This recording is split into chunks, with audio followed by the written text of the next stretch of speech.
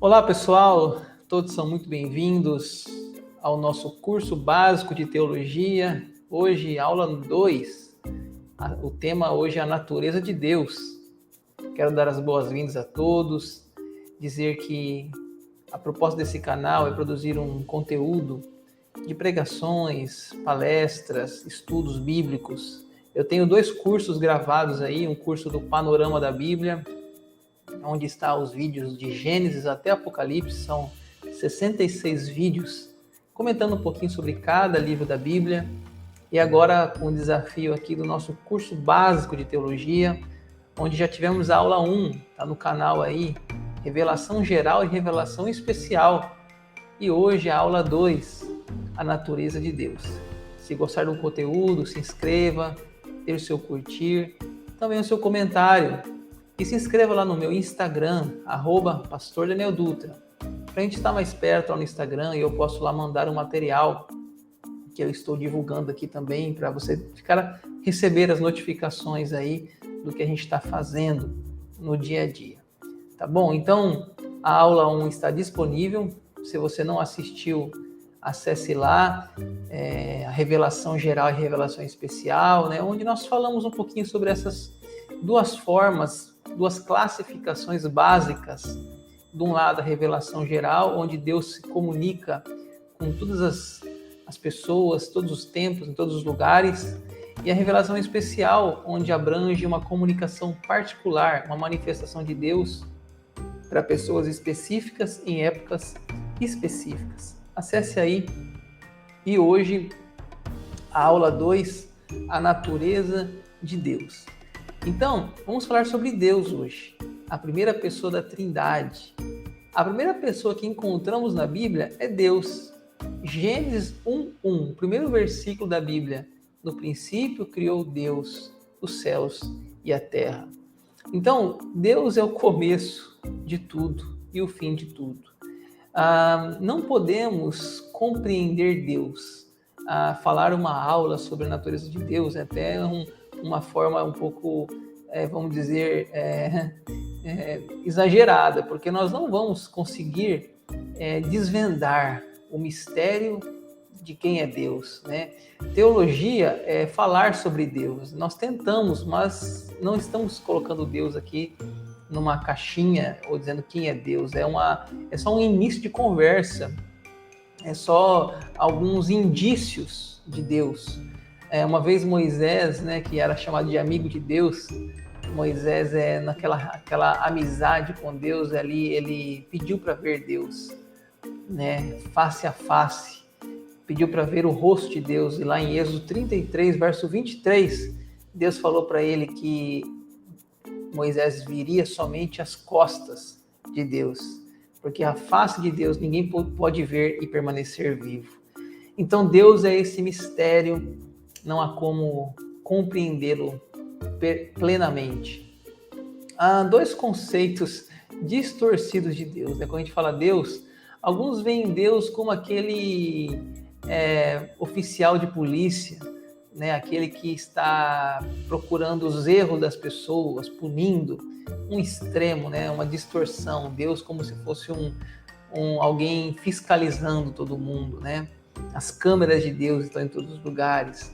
A ideia oposta é que Deus é um cavalheiro gentil, que nunca deseja o mal de ninguém, que ele é como, não um pai, mas um avô, né, que aceita todas as reclamações e as chatices dos seus netos, sem dar limite, sem colocar o respeito. São 2 extremos, né? Aquele Deus punidor e aquele Deus só amor.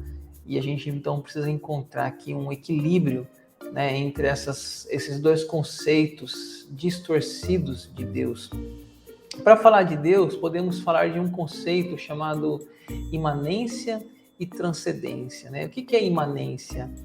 Deus está perto, Deus está presente, Deus está influente, Deus está em todos os lugares, em todas as partes. E transcendência, Deus está além, Deus está infinitamente maior do que podemos compreendê-lo. Então, há um versículo que eu acho que explica bem esse conceito, é Jeremias 23:23. Acaso sou Deus apenas de perto e não também de longe? Então, esse conceito de imanência, Deus está perto, Deus está acessível, mas ao mesmo tempo Ele está transcendendo todo o nosso entendimento e nossa capacidade de conhecê-lo, tá? E aqui agora nessa aula eu quero falar alguns atributos de Deus e é somente esse ponto da aula hoje. Eu vou falar de vários atributos de Deus, espero que te ajude a entender mais sobre Deus. Então, para começar, Deus é o quê? É Espírito. Jesus disse assim lá em João 4:24, conversando com a mulher samaritana, Deus é Espírito, importa que os adoradores o adorem em Espírito e em verdade. Deus não é composto de uma matéria física, né? Ele não tem um corpo físico, ele é Espírito, ou seja, ele não é limitado como nós aqui, um espaço geográfico ou espacial, né? Você nesse momento tem uma localização geográfica, né? Você pegar o Google Maps, você está numa rua, num número, e num bairro, e numa cidade, num país. Deus não, Deus é ilimitado, né? Ele não está preso. Às vezes a gente fala assim com Deus, né? Deus, estende as suas mãos, eu me prostro aos seus pés, né? A gente chama essas figuras de linguagem, nessas analogias humanas, a gente chama de antropomorfismo, que são tentativas de colocar Deus em categorias humanas, né? Então a gente fala assim, Deus, os teus olhos são assim, como chamas de fogo, né? É forma de tentar interpretar Deus, mas Deus é muito mais do que um ser humano. Deus é Espírito. Então, Deus sendo Espírito também, né, não pode ser adorado por uma figura física, uma imagem, uma estátua. Então, Deus não pode ser desenhado. Você já tentou falar assim, desenha Deus? Você não vai conseguir, porque Deus ele não pode ser explicado em características simplesmente humanas. Ele é Espírito, tá? A segunda característica aqui de Deus, seu atributo, é que ele está vivo. Quando ele aparece a Moisés lá na sarça, no deserto, ele fala simplesmente assim, eu sou. Moisés fala, quem é você? Ele fala, eu sou, simplesmente, né? Eu estou vivo. Ele não é um objeto de metal ou de pedra. Ele não precisa de comida, de calor, de frio. Ele não precisa de nenhuma necessidade. Lá Paulo em Atos 17 fala que Deus, o Deus desconhecido, né, que eles tinham lá um monumento ao Deus desconhecido, ele fala assim, Deus não é servido por mãos humanas, né? Então não podemos oferecer alimento para Deus, como fazem, né, algumas religiões aos seus falsos deuses. Não, Deus não precisa de alimento, ele já se basta. Então ele é Espírito, ele está vivo, ele também é um Deus pessoal. Embora Deus, né, seja independente, né, não precisa de nada para existir, não significa que ele é distante, indiferente, que ele não se importe. Deus ele se relaciona com a humanidade. Quando a gente vê o livro de Gênesis, capítulo 3 ali da criação, ali depois da criação de Adão e Eva, diz que ele tinha um relacionamento com Adão e Eva, né? Era uma prática costumeira de uma conversa na viração do dia. Então Deus quer relacionamento conosco, né? Ele não é uma máquina, nem um computador, ele não é um objeto de metal, ele é um ser, ele é Espírito e ele quer relacionar conosco.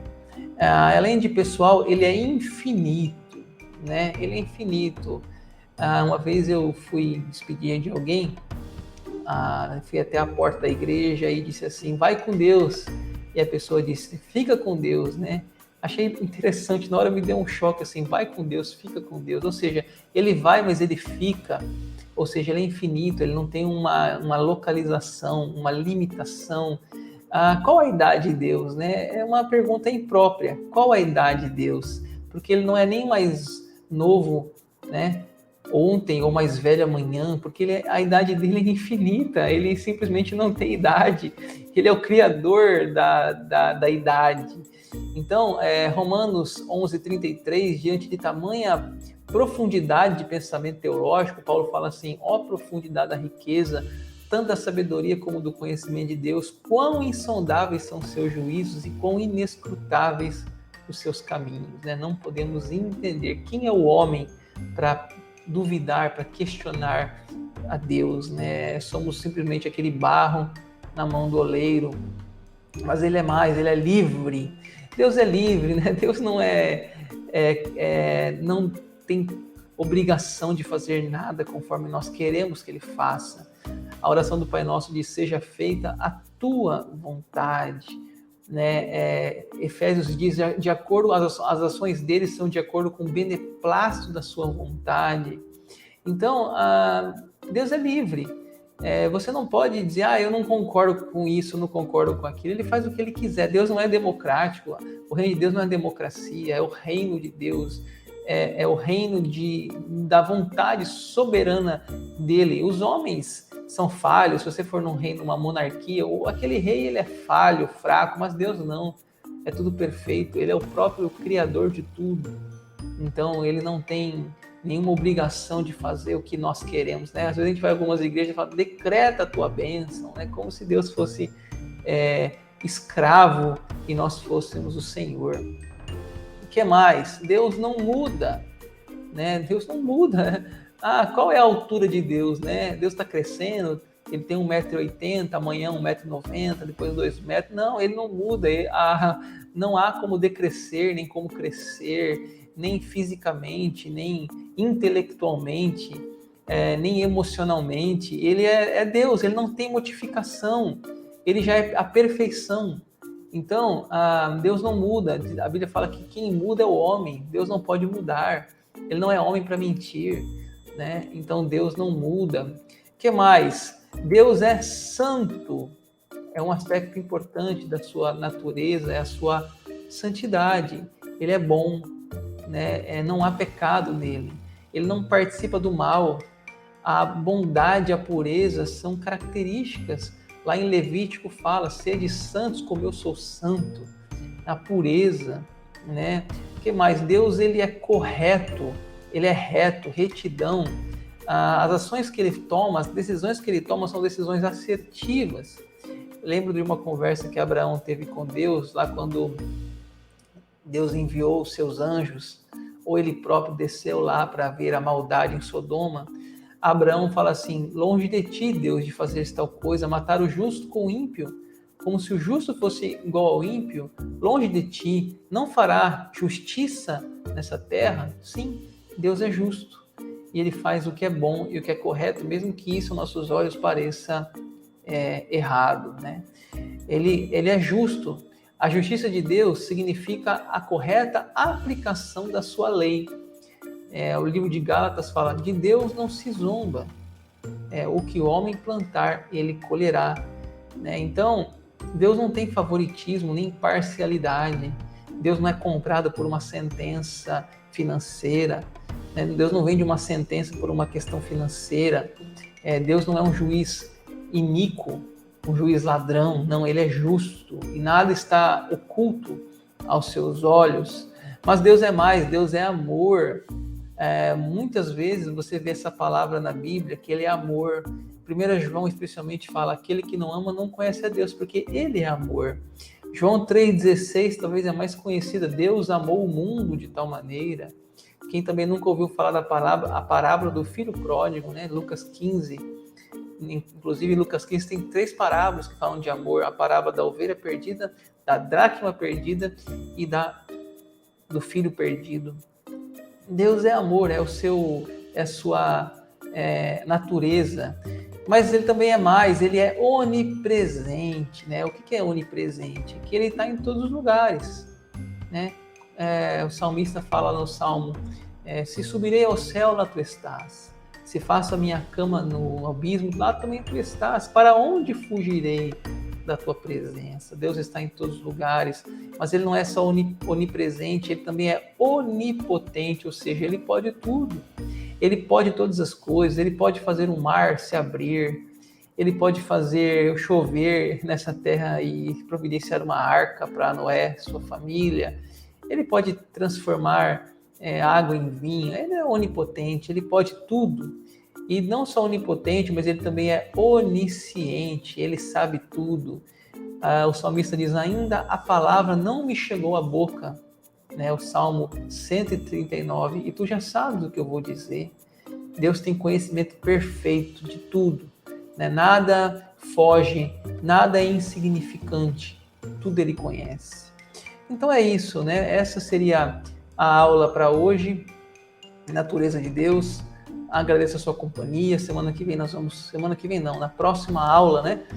Nós vamos para a aula 3, eu não sei quando você vai assistir, mas agradeço pela sua companhia. Vamos falar sobre a Trindade. Se inscreva no canal, deixe seu curtir, comente se está gostando do conteúdo e se inscreva lá no meu Instagram. Segue lá no Instagram, @pastor Daniel Dutra. Nós nos vemos por aí compartilhando esse conhecimento da Palavra de Deus. Até mais!